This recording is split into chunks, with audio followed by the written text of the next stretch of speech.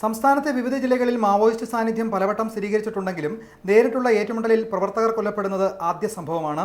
നിലമ്പൂർ കരുളായി വനമേഖലയിൽ 1.5 മണിക്കൂർ നീണ്ട ഏറ്റുമുട്ടലിനിടയിൽ മാവോയിസ്റ്റ് പാർട്ടി കേന്ദ്ര കമ്മിറ്റി അംഗം കുപ്പു ദേവരാജും മുതിർന്ന നേതാവ് അജിതയും കൊല്ലപ്പെടുകയായിരുന്നുവെന്നാണ് പോലീസ് ഭാഷ്യം.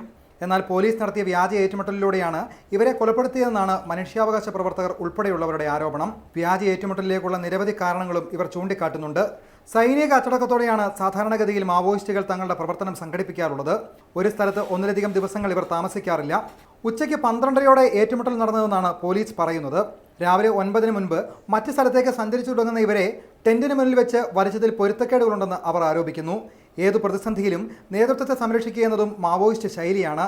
എന്നാൽ മറ്റുള്ളവരെ തൊടാതെ തന്നെ സ്ഥലത്തുണ്ടായിരുന്ന നേതാക്കളെ മാത്രമാണ് പോലീസ് കൊലപ്പെടുത്തിയിരിക്കുന്നത്. ഇത് നേതാക്കളെ ഇല്ലാതാക്കി പ്രസ്ഥാനത്തെ തകർക്കാനുള്ള ഭരണകൂട ശ്രമത്തിന്റെ ഭാഗമാണെന്നും മനുഷ്യാവകാശ പ്രവർത്തകർ ആരോപിക്കുന്നു.